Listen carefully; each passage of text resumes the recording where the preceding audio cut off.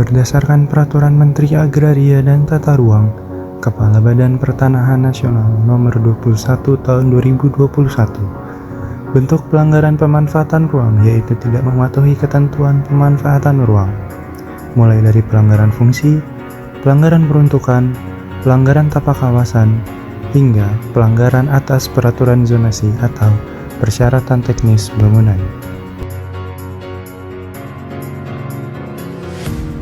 Di Kelurahan Singduadi, Kecamatan Melati, Kabupaten Sleman, Daerah Istimewa Yogyakarta, tepatnya di Jalan Kaliurang, kilometer 4, Senolowo.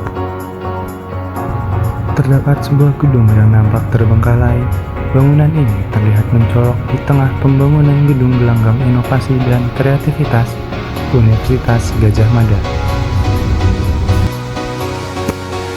Banyak pertanyaan dari warga yang sering melintas mengenai gedung tersebut.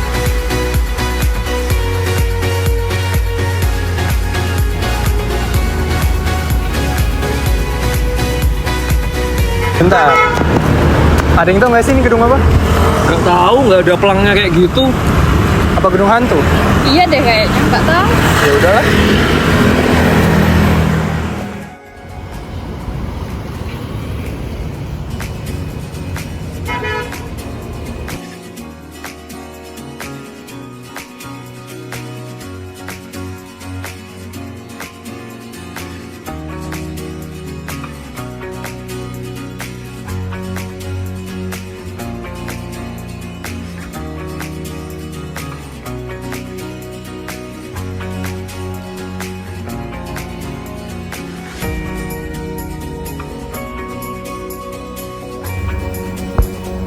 Universitas Gadjah Mada bersama PT Neo Selindo Indobeton menandatangani kontrak pembangunan gedung 6 lantai seluas 2.911 meter persegi di atas lahan seluas 8.361 meter persegi.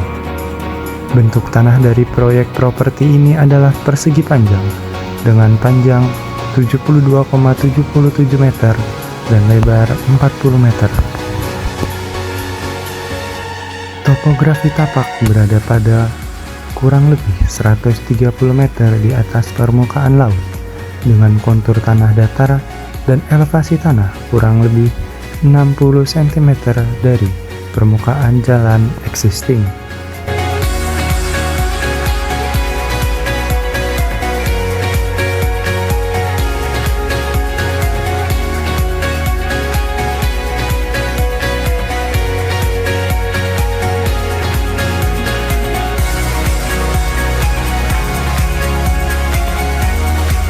Koefisien dasar bangunan mengacu pada ketentuan koefisien dasar bangunan yang mensyaratkan maksimal 40%, maka tapak Gama Bookstore Plaza memiliki luas kurang lebih 2.911 meter persegi, hanya dapat dibangun bangunan dengan luas lantai dasar maksimum seluas 1.164,4 meter persegi.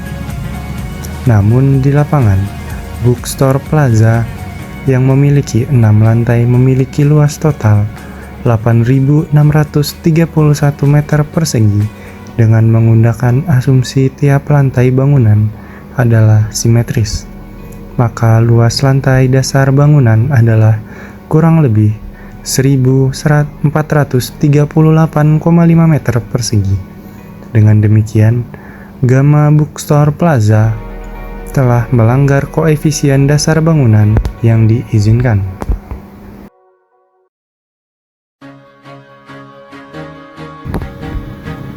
Garis sempadan jalan depan mengacu pada ketentuan garis sepadan jalan depan yang mensyaratkan 17,5 meter dari depan jalan raya Kaliurang.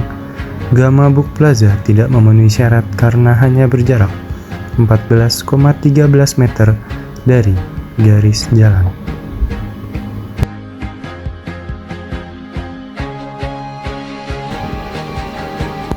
Garis sempadan jalan samping mengacu pada ketentuan garis sempadan jalan samping yang mensyaratkan berjarak 9 meter dari lingkungan, maka Gama Bookstore Plaza tidak memenuhi syarat karena hanya berjarak 6,8 meter dari samping jalan lingkungan.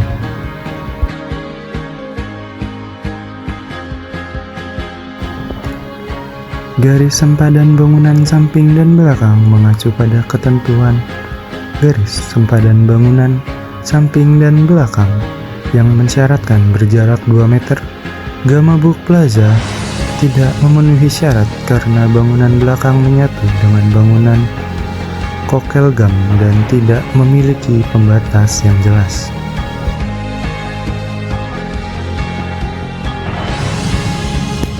Tinggi bangunan berdasarkan rencana tata bangunan dan lingkungan Bulak Sumur. Batas maksimal tinggi bangunan adalah 40 meter. Maka dengan asumsi jarak per lantai adalah 4 meter, maka Gama Book Plaza memiliki tinggi bangunan kurang lebih 24 meter. Maka dengan demikian bangunan Gama Book Plaza tidak melanggar peraturan.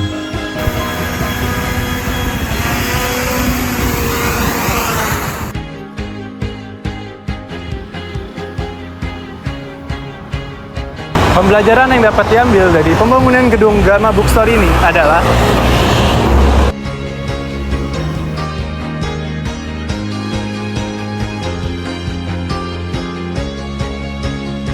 pertama, dalam proses perencanaan tidak hanya memperhatikan aspek teknis saja, namun aspek non-teknis juga harus diperhitungkan karena bisa saja aspek non-teknis dapat menentukan keberhasilan suatu pembangunan.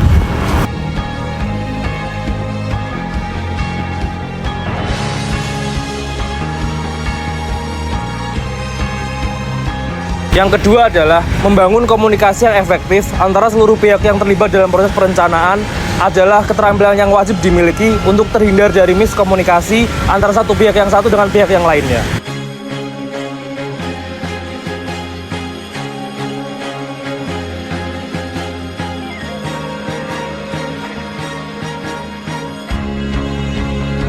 Ketiga, pengambilan keputusan yang didasari oleh asumsi yang tidak valid dapat menyebabkan kekeliruan dan kerugian yang fatal.